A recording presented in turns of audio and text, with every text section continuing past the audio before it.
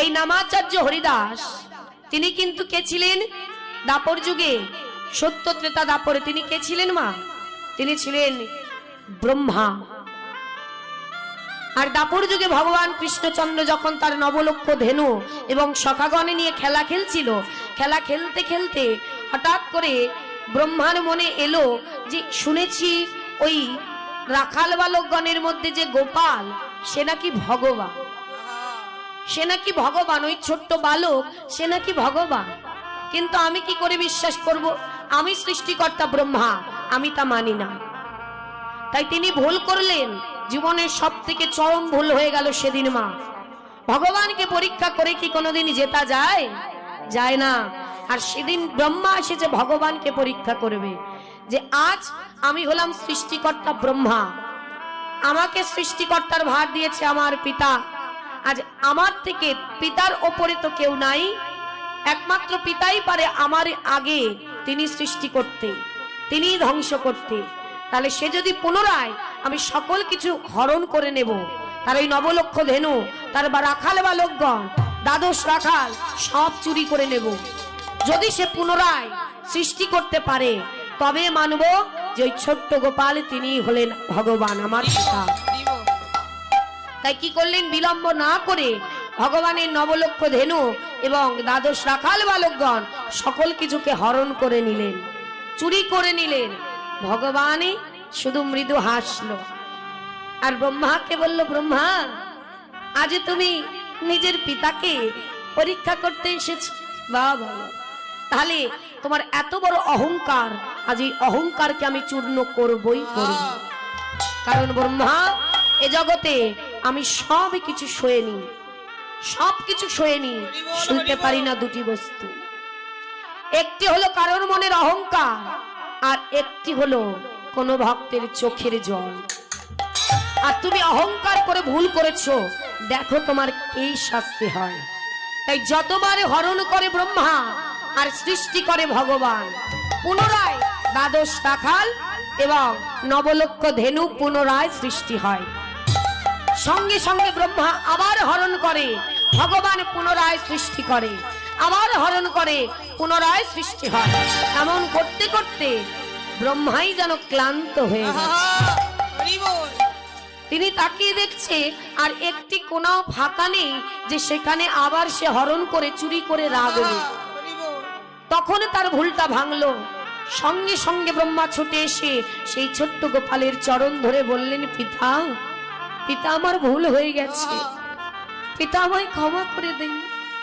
আমি তো বুঝতে পারিনি, আমি ভেবেছিলাম আমারই ভুল হয়েছে, আমি ভেবেছিলাম আপনি সাধারণ একজন ভালো, তবে আমি বুঝতে পেরেছি যে আপনি সাধারণ কেউ নন, আপনি হলেন আমার পিতা, আমাদের জগতের পিতা। নিতাই গৌর হরি বল। দাদা একটু ভাষা সাউন্ডটা যখনই বলেছে মা, সঙ্গে সঙ্গে বলছে, তবে প্রভু জীবনে যে ভুলটা আমি করেছি, আমি তোমাকে পরীক্ষা করেছি, এর থেকে বড় ভুল আমার জীবনে আর কিছু হতে পারে না, তাহলে এর জন্য শাস্তি আমি নিজে মাথা পেতে নেব। তখন ভগবান বলল, শাস্তি তো আমি কাউকে দিই না প্রভু, আজ তোমায় আমায় সাজা দিতেই হবে, কারণ ভুল করেছি আমি। বলো না দয়াময়, কি সাজা দিতে চাও তুমি? বলো তুমি কি চাও? ভগবান বলছে, বলো ব্রহ্মা, তুমি যে এই অহংকারকে ভুলে আমার চরণ ধরেছো তাতেই আমি খুশি, তবে তুমি যখন বলছো বলো তুমি কি চাও। তখন বলল, প্রভু তুমি আমাকে একেবারে নিচু কুলে জন্ম দাও, হীন কুলে জন্ম দাও, নিচু কুল, যেখানে আমি থাকবো বটে, শত আঘাত সইব, শত কষ্ট যন্ত্রণা সদা সর্বদা আমাকে জর্জরিত করে দেবে, কিন্তু বদনে থাকবে তোমার নাম। যেখানে থেকে তোমাকে ডাকতে আমার কষ্ট হবে, কিন্তু তবুও তোমার নাম ছাড়া আমার গতি হবে না। যেন তোমাকে আমি কিঞ্চিত সময়ের জন্য ভুলে না যাই, এমন কষ্ট, এমন যন্ত্রণার মধ্যে তুমি আমাকে পাঠাও। প্রভু এই কৃপা করো আমায়, আমায় তুমি যবন কুলে পাঠিয়ে দাও। কারণ একমাত্র ওই যবন কুলেই আছে মা যেখানে যে ঘরে থেকে কৃষ্ণ নাম করা এর থেকে বড় কঠিন কিছু এ জগতে নাই। কি আছে মা?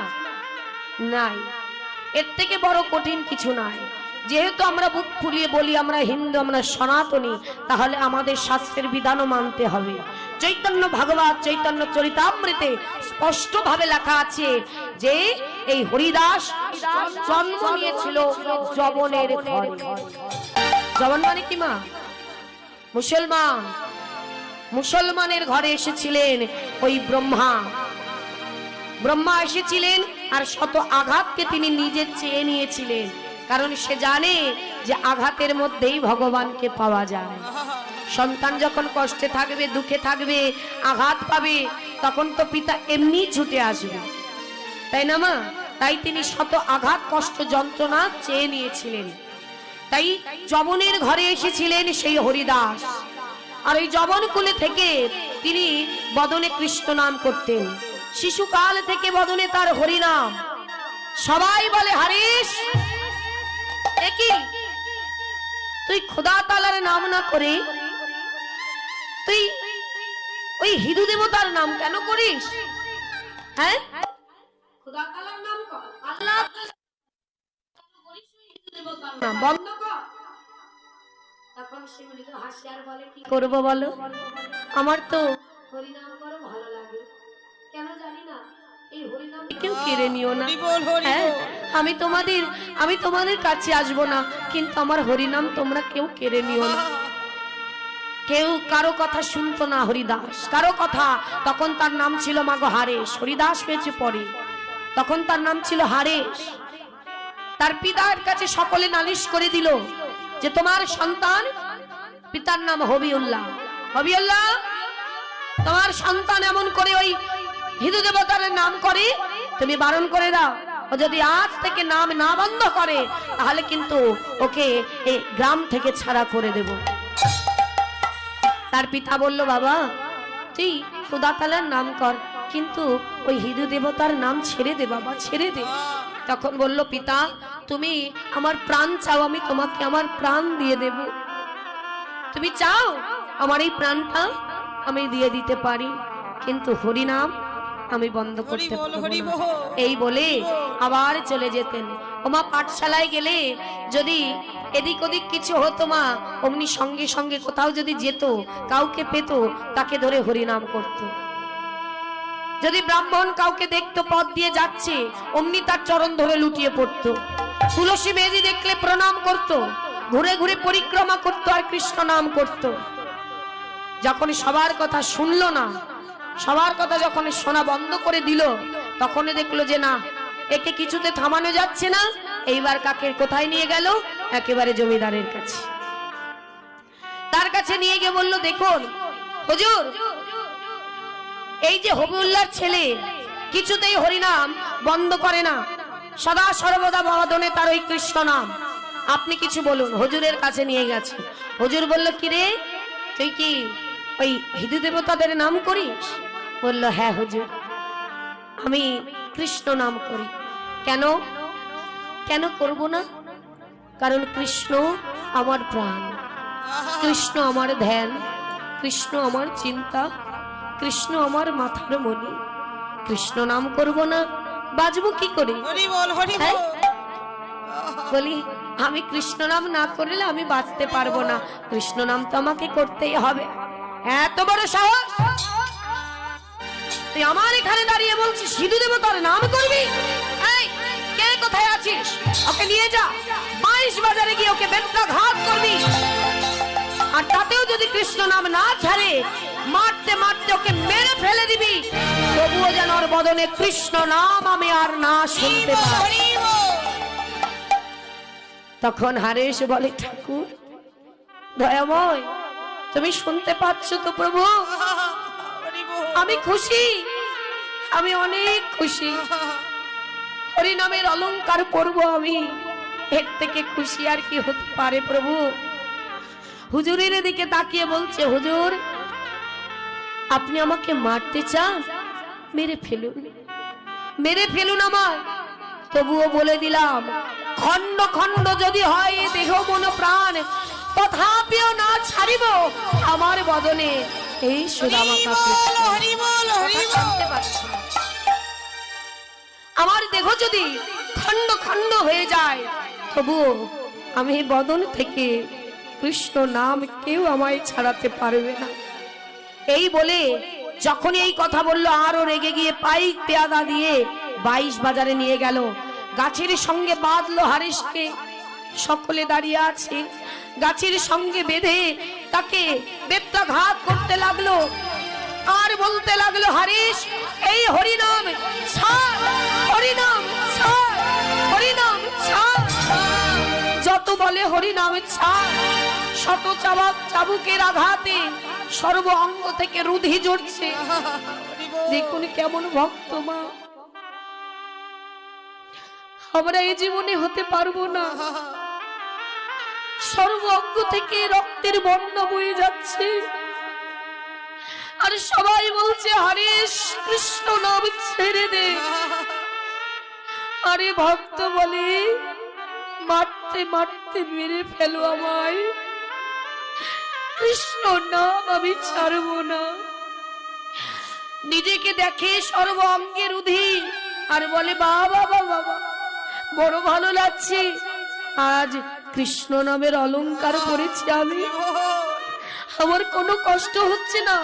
মারো, আঘাত করো, যত খুশি তোমরা আমায় আঘাত করো, যত মারে আরে বলে কৃষ্ণ কৃষ্ণ কৃষ্ণ কৃপাময় গৌর হরি, হে দয়াল হরি তুমি কোথায়? মারতে মারতে পাইক পেয়াদারা ক্লান্ত হয়ে গেছে মা। তারা মনে মনে ভাবছে যে ঠাকুর কেমন, এত মারছি তবু তার কৃষ্ণ নাম ছাড়ে না, তার নিঃশ্বাসও ছাড়ে না। না পেরে তার চরণ ধরে বলছে, ঠাকুর তুমি যদি প্রাণ ত্যাগ নিজে থেকে না করো তাহলে আমাদের হুজুর বাঁচতে দেবে না। ও এই কথা আগে বলবে তো। সঙ্গে সঙ্গে যেন এমন হয়ে গেল যেন তার দেহ থেকে প্রাণ পাখি উড়ে গেছে। সকলে ধরে নিয়ে বলল, ওই তো ওই ঠাকুর মনে হয় মরে গেছে, চল। সে একটা কথাই বলেছিল, দেখো আমি যদি মরে যাই আমাকে কেউ পুড়িও না, কেউ সমাধিও দিও না, ওই গঙ্গার জলে আমায় ভাসিয়ে দিও। কারণ তার বিশ্বাস ছিল মা যে আমার এই দেহটা যদি থাকে ও গঙ্গার জলে যদি পড়ে, ভাসতে ভাসতে আমি আমার প্রভুর কাছে পৌঁছে যাব। সবাই মিলে কি করলো, তারা গঙ্গা বলে না, বলে গাং, বলে চল এই ঠাকুরকে এই গাঙের জলে ভাসিয়ে দিয়ে আসি। ধরে গাঙের জলে ছুঁড়ে ফেলে দিয়েছে, হরিশকে গাঙের জলে দিয়ে দিল। আর ভাসতে ভাসতে কিন্তু সে প্রভুর কাছে পৌঁছেছিল মা।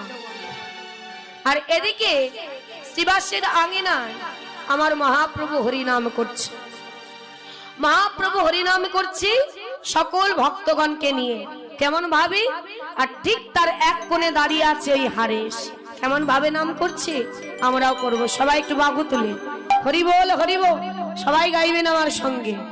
সবাই হরে কৃষ্ণ হরে কৃষ্ণ কৃষ্ণ কৃষ্ণ হরে হরে, হরে রাম হরে রাম, রাম রাম হরে হরে। হরি হরি হরে কৃষ্ণ কৃষ্ণ কৃষ্ণ হরে হরে, হরে রাম হরে রাম, রাম রাম হরে হরে। হরে কৃষ্ণ হরে কৃষ্ণ কৃষ্ণ কৃষ্ণ হরে হরে, হরে রাম হরে রাম, রাম রাম হরে হরে। ঠিক এমন ভাবে ভক্তদের নিয়ে মহাপ্রভু হরিনাম করছিল মা। হরিনাম করতে করতে হঠাৎ করে মহাপ্রভু হরিনামটা বন্ধ করে দেয়।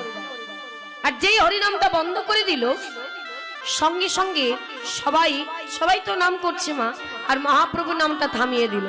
থামিয়ে দিয়ে ওই ভক্তের দিকে তাকিয়ে পড়েছে, ভক্তের দিকে তাকিয়ে পড়েছে। কারণ কোনো ভক্ত যদি ভগবানকে মন থেকে ডাকে মা, সে স্থানে হোক, জলে হোক, জঙ্গলে হোক, যেখানে হোক, মনটা যদি সঠিক হয় তাহলে ভক্তকে তার কাছে যেতে হয় না, ভগবান নিজে সেই ভক্তের কাছে চলে যায়। হরি বল। তাই আজ হারিস দূরে দাঁড়িয়ে দাঁড়িয়ে সেই কৃষ্ণ নাম শোনে আর নয়নের জলে কাঁদে, আর ভগবান দেখে তাকে ইশারা করে ডাকছে, এসো এসো এসো ভক্ত, আমার কাছে এসো।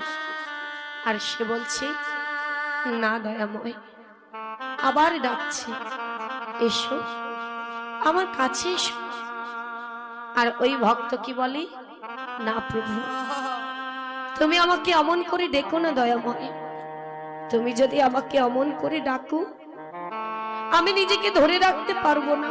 প্রভু, তুমি আমাকে অমন করে ডেকো না দয়াময়, কেন জানো, আমি যে অস্পৃশ্য, আমি যে অসুচি,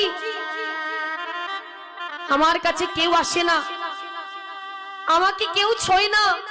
আমি যদি কারো কাছে যাই, বৈষ্ণব ব্রাহ্মণের কাছে দাঁড়াই, সবাই আমাকে দেখে চলে যায়। ও প্রভু, তুমিও আমার কাছে এসো না, কেন জানো, তুমি যদি আমার কাছে আসো না, তোমার সকল ভক্ত তোমাকে ছেড়ে দূরে চলে যাবে। হরি বল। তখন ভগবান হাত দুটি বাড়িয়ে দিয়ে বললেন যে, হরিদাস, এ তুমি কি বলছো, এ তুমি কি বলছো, তুমি জানো না, তুমি জানো না তুমি আমার কত বড় ভক্ত, তুমি আমার বুকের একটি পাঁজর, তুমি জানো না হরিদাস, তুমি এ কথা কি করে বলো, তুমি অস্পৃশ্যা, তুমি অসুচি, যাকে কোল দেওয়া যায় না আমি তাকেও কোল দিই। এসো হরিদাস, তুমি আমার কাছে এসো। আর যখনই বলেছে, আর হরিদাস নিজেকে ধরে রাখতে পারলো না, ভগবান দুটি হাত বাড়িয়ে ডেকেছে, তোমা ভক্ত কি আর থাকতে পারে, ছুটে গিয়ে প্রভুর চরণ ধরে লুটিয়ে পড়েছে, আছাড় খেয়ে পড়েছে দয়াময়।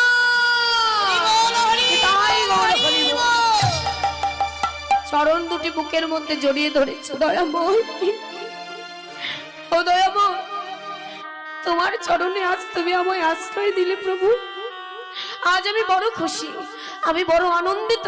বাবা বাবা, এই চরণ দুটি আমার বড় ভালো লাগছে। ও দয়াময়, আমি আর কিচ্ছু চাই না, আর কিচ্ছু চাই না প্রভু, আমার যেটুকু চাওয়া, যেটুকু পাওয়া আজ তুমি আমায় দিয়ে দিয়েছো, আমি শুধু চাই তোমার ওই রাঙা রাতুল চরণ। হরি বল। আমার ভক্ত তো আর কিছু চাই না, শুধু চাই ভগবানের চরণ। তখন বলছে, হরিদাস, সারা জীবন তুমি আমাকে নাম শুনিয়েছো, এত সুখ দিয়েছো, আজ তুমি আমার কাছে এসেছো, বলো না তুমি কি চাও, একটু কিছু চেয়ে নাও। প্রভু, আমি শুনেছি সবাই ভগবানের কাছে যে যার আপন জনের জন্য চায়, আর আমার আপন বলতে তো শুধু তুমি আছো প্রভু, আর চাইতে যদি হয় আমি তোমার জন্যই চাইব। হরিদাস, তা তো তুমি সারা জীবনই চাইছো, আমাকে বাদ দিয়ে একটু নিজের জন্য দেখি কিছু চাও। ও এই কথা, বেশ দয়াময়, তাহলে তোমার চরণে আমার একটাই চাওয়া। কি চাওয়া? আজ তুমি জানো প্রভু, এ জগতে তুমি ছাড়া আমার আর কেউ নেই, তাই যেদিন আমার এ বদন থেকে হরিনাম বন্ধ হয়ে যাবে, বন্ধ হবার সময় এসে যাবে, যখনই দেখবে আমি এই 3 লক্ষ নাম আর জপ করতে পারছি না, তৎক্ষণাৎ তুমি নিজে এসে আমাকে এই দেহ থেকে আমার প্রাণ পাখি তোমার চরণে মিলিত করে দেবে। এটাই আর আমার শেষকৃত্য সমাধান নিজে হাতে করবে, বলো দয়াময়, কথা দাও। তখন প্রভু বলল, বেশ তাই হবে। তাই আজ চরণ ধরে কাঁদছি আর বলছে, প্রভু এছাড়া আমার আর চাওয়ার কিছু নেই। তাই কি বললেন, প্রভু তোমার চরণ হরি বল, হরি বল। ছাড়া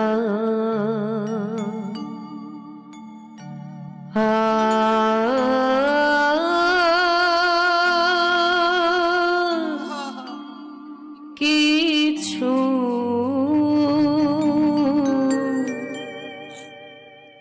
প্রভু নাহি ক্ষম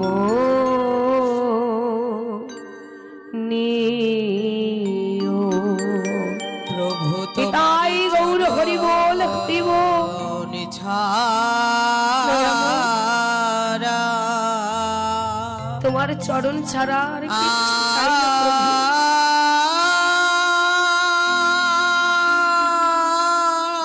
আরে কিছু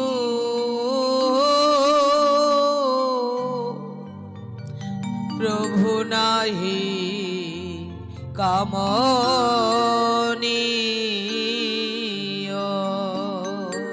আমি যত দূরে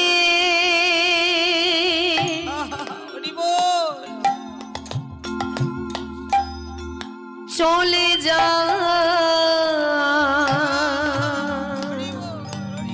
ও প্রভু তুমি নিজ হাতে কাছে টেনে নিও ও গো দয়া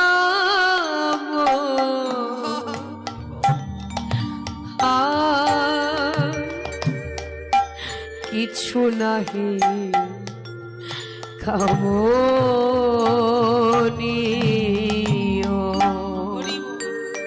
ও প্রভু জন্ম তো তুমি দিয়েছো, মৃত্যু আমার অনিবার্য। তাই যেদিন আমার দেহ থেকে প্রাণ পাখি উড়ে যাবে সেই মুহূর্তে তুমি কি করবে জানো প্রভু? সেদিন আমার এই প্রাণ পাখিটা নিয়ে তোমার চরণে মিলিত করবে। ও দয়াময় আমারে তোমার করে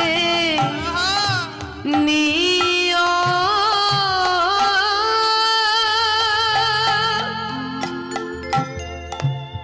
প্রভু নিও তুমি নিও গো প্রভু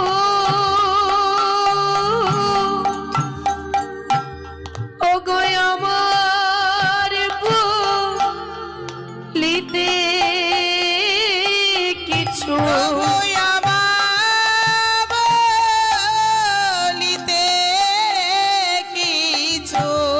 নাহি থাকে যেন মরিষে ও গো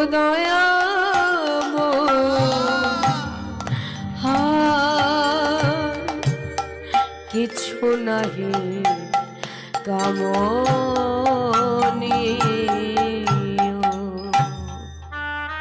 হরি আমি আর কিছু চাই না। সেদিন এতটুকু চেয়ে সে কিন্তু সেদিনের পর থেকে 3 লক্ষেরও বেশি নাম জপ করে মা। নাম জপ করতে করতে হঠাৎ একদিন হরিদাস অসুস্থ হয়ে গেল। আর যখন অসুস্থ হয়ে গেল সবাই মিলে খবর দিল প্রভুকে, প্রভু তোমার হরিদাস অসুস্থ হয়েছে। ছুটতে ছুটতে মহাপ্রভু এসেছে, এসে বললেন হরিদাস কি হয়েছে তোমার? আর হরিদাস প্রভুকে দেখে বলছে দয়াময় তুমি এসেছো, আমি তো তোমার জন্যই অপেক্ষা করেছিলাম। দেখো না প্রভু আজ আর সেই 3 লক্ষ নাম আমি আর জপ করতে পারছি না। তাই প্রভু তুমি আমায় কথা দিয়েছিলে যে যেদিন এই নাম আমি বন্ধ হয়ে যাবে সেদিন আমার এই দেহের থেকে প্রাণ তোমার চরণে মিলিত হবে। কত বড় চাওয়া দেখুন মা, যে বদনে তোমার নামই করতে পারছি না সে বদন রেখে আমার কি হবে? তুমি আমায় এক্ষুনি তোমার চরণে নিয়ে যাও। তবে যাবার আগে সবারই শেষ ইচ্ছা থাকে, আমারও একটা শেষ ইচ্ছা আছে প্রভু। কি জানো দয়াময়, আমার দেহ থেকে যে মুহূর্তে পাখিটা উড়ে যাবে সেই মুহূর্তে এই তোমার চরণটা আমি ধরলাম, তোমার বদনে নাম শুনতে শুনতে আমার যেন দেহ থেকে প্রাণ পাখি চলে যায়। ও দয়াময় বলো শোনাবে আমায় নাম? তখন বলল কেন শোনাবো না, অবশ্যই। সকল ভক্তদের বললেন ভক্তগণ খোল করতাল বাজাও, সবাই মিলে বদন ভরে হরি হরি হরি বলো, সবাই মিলে হরি নাম করো, আমার হরিদাস যে চলে যায়।